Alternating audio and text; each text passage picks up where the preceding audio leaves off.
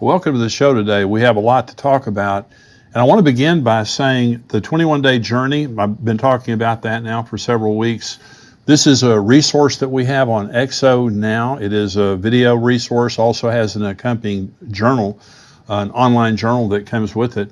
You can also get a physical journal if you want that too, but it takes you through 21-day journey of inner healing or 21-day journey of freedom if you have something you're trying to get free from. Really helpful, especially in the times that we're living in, being set free, being healed on the inside, maybe from past hurts, some things that you haven't gotten over from your childhood maybe, and they're still, holding you in bondage, or maybe it's something happened to you as an adult. But this is something that Karen and I both had to go through when we first got saved, and we're going through all the healing from our past. Really helpful, 21dayjourney.com/tipping point. And when you go on there, just put in the promo code tipping point and you'll get 25% off your first month. Now, this message today is on the Tribulation Temple. I've been talking about a timeline. Next week's program is going to be the last in this timeline series that I've been doing. And I've been talking about all the way from the rapture of the church being number one, all the things that we can be looking for. And I'm going to be doing a summary of that next week to just kind of show you where we've been. But next week, I'm talking about the end of all things, how everything ends at the end of the book of Revelation, end of the Bible. And so I want to talk about the Tribulation Temple today because there has to be a rebuilt temple in Israel, on the Temple Mount in Jerusalem. There has to be a rebuilt temple for there to be a tribulation. Let me begin in Daniel's chapter 9. And this is the angel Gabriel talking to Daniel about the future of Israel. And now he's talking about the Antichrist. He says, but he, the Antichrist, shall confirm a covenant with many, that's Israel, for 1 week, that's 7 years. That's a week of years. But in the middle of the week, 3.5 years into the 7 years, he, the Antichrist, shall bring an end to sacrifice and offering, and on the wing of abomination shall be one who makes desolate, even until the consummation which is determined is poured out upon the desolate, or the desolator is another way to say that, is until God pours out his wrath on the Antichrist. And so there's going to be a temple with sacrifices, because the sacrifices are going to be stopped by the Antichrist, and then he sets up the abomination of desolation. And I'll read to you exactly what that is, because the Apostle Paul in 2 Thessalonians chapter 2 tells us exactly what the abomination of desolation is. Well, the word abomination means repugnant or detestable to God. And so there's going to be, the Antichrist is going to do something that is an abomination in the temple. He's going to do something that is an abomination. The word desolation means to desolate. It means to empty of worshipers. Before the Antichrist does what he does in the middle of the tribulation, there's going to be priests, and there's going to be offerings, and there's going to be worship in the temple. When he's finished, there won't be anything. It will desolate the temple. So the abomination of desolation, that's what it is. And the book of Daniel refers to an abomination of desolation 4 times. Okay. Now this is important because a lot of people get confused when they're reading the book of Daniel, because 2 of the references to the abomination of desolation in Daniel 8 and Daniel 11 are talking about Antiochus Epiphanes, who desolated the temple in 168 BC. Okay, and so the other 2 are referring to the Antichrist in the tribulation. Daniel 9 and Daniel 12 also talk about an abomination of desolation. They're talking now about a future event. And so Antiochus Epiphanes was a Syrian king of the Seleucid dynasty. And so he was a Syrian king who was horrible. He was a type of the Antichrist who came as just a precursor, as just a shadow of what's going to happen during the tribulation. And let me read this to you. It's the first abomination of desolation occurred on December 25th, 167 BC. On that date, Antiochus Epiphanes, a Seleucid king from 175 to 164 BC, ordered that an altar to Zeus be built on top of the altar of burnt offering in the Jerusalem temple. Antiochus Epiphanes then offered swine flesh to Zeus on the altar. This man, now this is just one of the ways that he desolated the temple and the abominations that he did. I'll read more in just a minute about something else that he did. This man, he outlawed Judaism. It was against the law to practice Judaism. It was against the law to circumcise your children. And when they found a baby boy that had been circumcised, they killed it and hung it around its mother's neck and made her walk around with her dead baby around her neck. Now, this man was a beast. This man is like the Antichrist. And twice in the book of Daniel, we are told about how he will set up an abomination of desolation. Let me read this to you out of Daniel chapter 8, because this is talking about Antiochus Epiphanes, not the Antichrist in the future. It's beginning in verse 9. Out of one of them came a little horn, which grew exceedingly great toward the south, toward the east, and toward the glorious land. And it grew up to the host of heaven, and it cast down some of the host and some of the stars to the ground, and trampled them. He even exalted himself as high as the prince of the host. And by him the daily sacrifices were taken away, and the place of his sanctuary was cast down. Because of transgression, an army was given over to the horn to oppose the daily sacrifices, and he cast truth to the ground. He did all of this and prospered.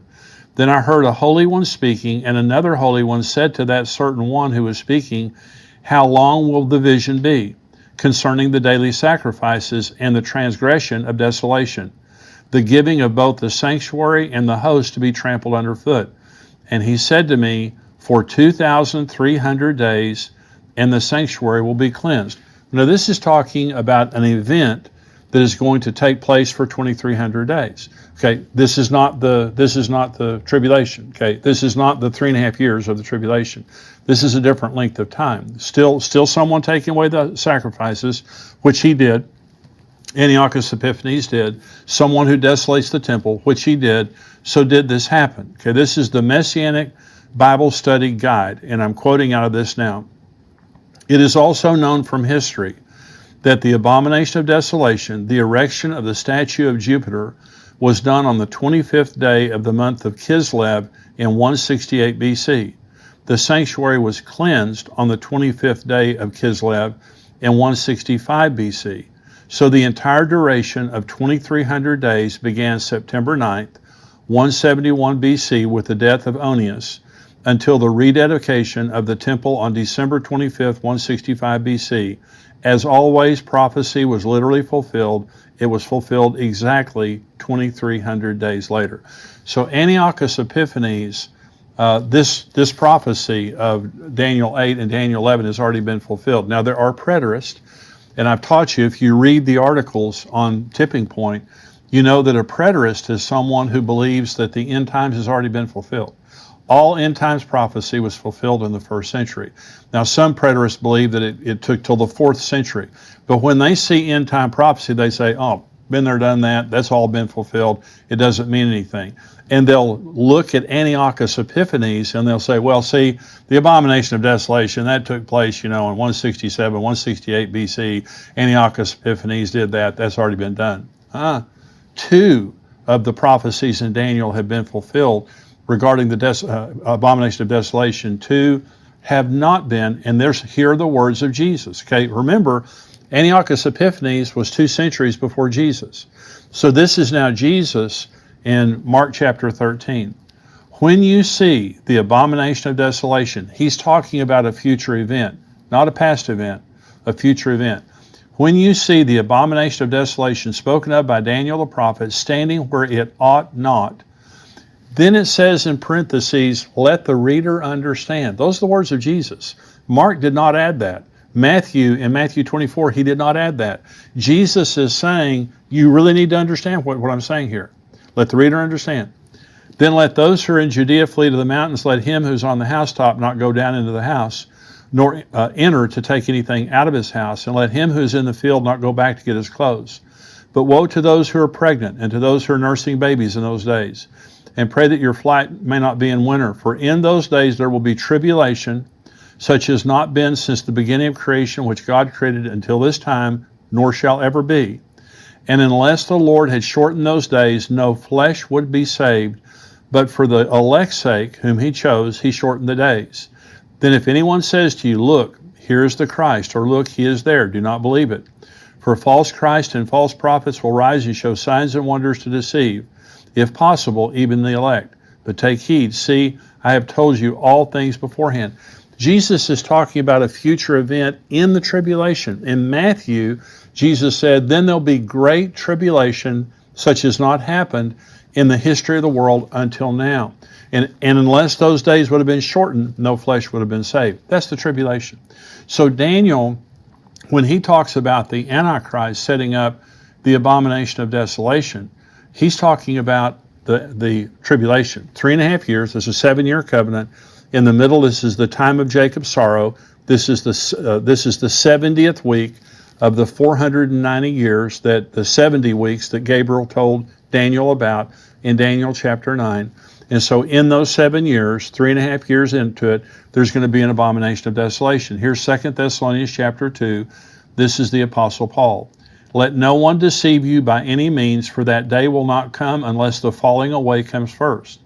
And the man of sin is revealed, the son of perdition, who opposes and exalts himself above all that is called God or that is worshipped, so that he sits as God in the temple of God, showing himself that he is God. This is a rebuilt temple that is going to be on the Temple Mount in Israel, and the Antichrist, 3.5 years into the tribulation, he is going to go into that rebuilt temple. Remember, he's going to kill the 2 witnesses, 3.5 years into tribulation. He will stop the sacrifices, and then he will go in and proclaim himself God. That is the abomination of desolation. Now let's read about the temple here in Revelation 11. I'm just going to mention the 2 witnesses here because they're very much a part of the temple that's going and the way that the temple is going to be rebuilt. This is Revelation 11. I was given a reed like a measuring rod, and the angel stood, saying, rise and measure the temple of God, the altar and those who worship there, but leave out the court which is outside the temple. Do not measure it. For it has been given to the Gentiles, and they will tread the holy city underfoot for 42 months. That's 3.5 years. And I will give power to my 2 witnesses, and they will prophesy 1,260 days. That's 3.5 years. Clothed in sackcloth. These are the 2 olive trees and the 2 lampstands standing before the God of the earth. And if anyone wants to harm them, fire proceeds from their mouth and devours their enemies. Let's stop right there. And so there's going to be a rebuilt temple in Jerusalem, and the 2 witnesses now will be ministering during that 3.5 year period of time, the first 3.5 years, when the temple is going to be rebuilt, when they're going to reinstitute the daily sacrifices. The 2 witnesses will be there. So let me give you 5 facts about the tribulation temple. Number 1, the temple will be rebuilt and animal sacrifices will be reinstituted before the middle of the tribulation. And this is the purpose now of like the Temple Institute. The Temple Institute in Israel, one of the questions today, by the way, someone asked is, should we be supporting financially the Temple Institute? They're great people. They're Jewish people, but they exist to see a temple rebuilt and animal sacrifices reinstituted. Okay, this is their stated purpose. And by the way, they already have, and I'll show you a picture here of a menorah. They already have the menorah prepared. This is covered with 200 pounds of gold. This is on display now in Jerusalem. Okay, so this is the menorah that they have prepared for the rebuilt temple. It's worth somewhere between $2 and $3 million. It's overlaid with I think it's 200 pounds of gold. It's absolutely gorgeous, made under the specifications of Moses and what Moses told the children of Israel, and so that's ready to go. They have articles for service. In other words, the pitchers, the bowls, all the different articles for service. They've been making these now for many years. They have the priestly garments. They have the ephod with all the stones in it, exactly the way that Moses said to build it. It's ready to go. The Temple Mount Faithful. They have the cornerstone ready to go. When they build the temple, the cornerstone is ready to be laid. In the Jordan Valley, they have a school of priests. These are the Cohens, those of the priestly bloodline, and they are training them how to minister in the temple. And they've been training for 25 years. These things that have been happening, when we talk about rebuilding the temple, the Jews are ready to go. They have been doing this for many, many years. You can go on, I think it's the templeinstitute.org, and you can see what they have been doing. It's absolutely remarkable. They are not standing flat-footed. There's a tremendous amount of activity in Jerusalem right now for rebuilding the temple. Here's the second fact about the temple. The tribulation temple will share the Temple Mount with Gentiles, okay? Because it says, measure the temple, but not the outer court. It's been given to the Gentiles. I want to show you a picture here of the temple. This is the Temple Mount in Israel. This is the Dome of the Rock. This is the Al-Aqsa Mosque. And you'll notice that there is this empty area here, and this is the Golden Gate here, but this is the empty area here, and some people say this is where the Jews will rebuild the temple, but that's not what the Jews say. Now, there's a lot of argument about where the temple is going to be built on the Temple Mount. Well, there's some people that say the Temple Mount's located, down here to the south. So let me just say, there's a lot of argument on that, and I'm not going to join in that argument at all. Here's what I'm going to say. The people that are going to make the decision about where the temple is built are the Sanhedrin, the Jewish council that exists today in Israel, the Temple Mount, the Temple Institute, the Temple Mount Faithful, all those kinds of people. They're the ones that are going to rebuild. That is the consensus of, like the Temple Institute, all this has to be torn down. They're saying this is in the way. Even the Al-Aqsa Mosque. According to them, they're saying we have got to cleanse the Temple Mount of all of that. Well, so here's what John was told in Revelation 11. Measure the temple, but leave out the outer court, because it's been given to trample, the Gentiles to trample. When it says that the Gentiles trample, it means they have authority for 3.5 years up here. So what I believe is there will be some of this, the Al-Aqsa Mosque, some of this will remain, but I believe this will be torn down. You say, well, how in the world can they tear that down without starting World War III? The two witnesses. The two witnesses are bulletproof. I just read you the scripture. It says, measure the outer court, and here are my two witnesses here. And if anyone tries to kill them, they call fire down from heaven. If anyone tries to kill them, they're killed in like manner. It doesn't matter if 300 million angry radical Muslims attack Jerusalem, the two witnesses cannot be harmed. They are going to protect the temple builders. And by the way, they're also going to protect them as they reinstitute animal sacrifices. The world will go crazy. When the Jews began to sacrifice animals on the Temple Mount, the world will go berserk. You can imagine all the animal rights groups and what they're going to do when there are animal sacrifices on the Temple Mount. They cannot be touched when the two witnesses are present. So I'm just saying to you, I'm not going to decide where the temple's built. You're not going to decide where the temple's built. So our opinions really just don't matter. The ones that are going to decide are going to be the Sanhedrin, the Temple Institute, people like that. And it is their consensus, and you can read their own stuff. It's their consensus the Dome of the Rock has to come down. In fact, most of them believe the Al-Aqsa Mosque has to come down. But according to Revelation 11, because it's a shared property, according to John, what he was told is the outer court's going to be given over to the Gentiles to trot underfoot for 3.5 years. And so I believe there'll be something present up there that will kind of throw a bone to other religions and Muslims or whatever. But the temple is going to be in that area, according to them. The third truth is the temple cannot be rebuilt without an unblemished red heifer to sanctify the Temple Mount and the priest. And you can see this now on YouTube. The Temple Institute has a video. You can see it on their website too. And they've been trying for decades now to find a red heifer. When they find a red heifer, Jesus is coming. You can just write that down. And they're trying very hard. They do have a couple of candidates right now. And they cannot have more than 2 hairs on the body. The red heifer cannot have more than 2 hairs on its body that are not red. And so one of the red heifers they have right now has several hairs that are not red, but they're waiting to see if it's going to change. They could change back to red or whatever.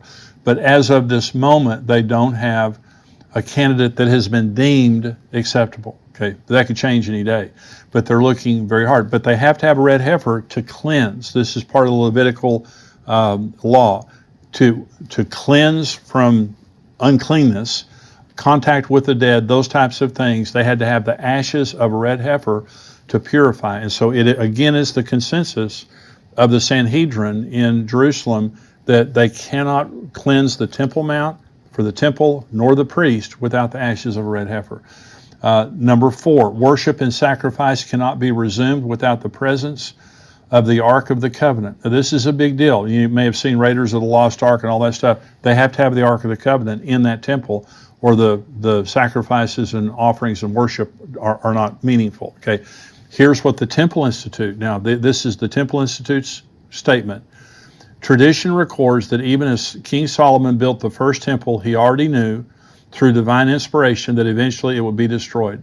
Thus Solomon, the wisest of all men, oversaw the construction of a vast system of labyrinths, mazes, chambers, and corridors underneath the Temple Mount complex. He commanded that a special place be built in the bowels of the earth where the sacred vessels of the temple could be hidden in case of an approaching danger. Midrashic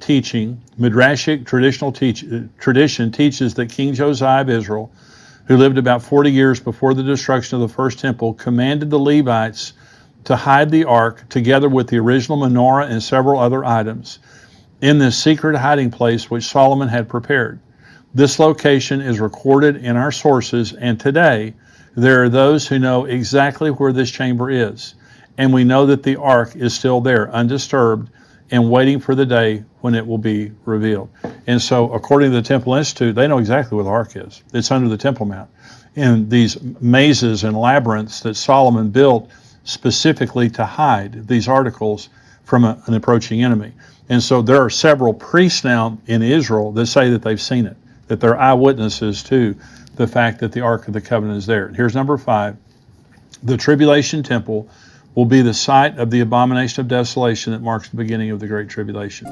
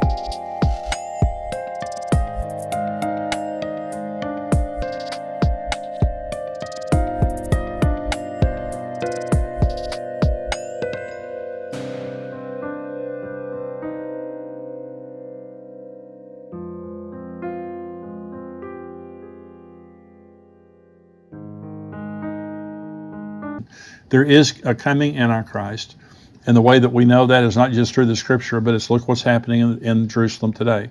Look at the activity on the Temple Mount. Look at the preparations that are taking place, the building momentum of there being a rebuilt temple, and all of that means there's going to be a temple, there's going to be an Antichrist, and everything the Bible says would take place is about to take place very quickly. And what this means is, for us, is Jesus is coming.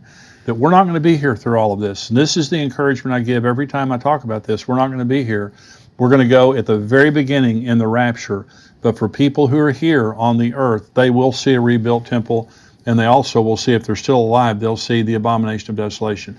Now, if you're not a subscriber, I'm going to say goodbye to you. I'm going to come back. I'm going to talk about this issue of what's being taught in our schools and answering some questions. If you're not a subscriber, endtimes.com, go on there, $7 a month, $77 a year. If you sign up monthly, your first month is free, so you can just kind of check us out there. If you're not a subscriber, I'm going to say goodbye to you. If you are a subscriber, stay tuned.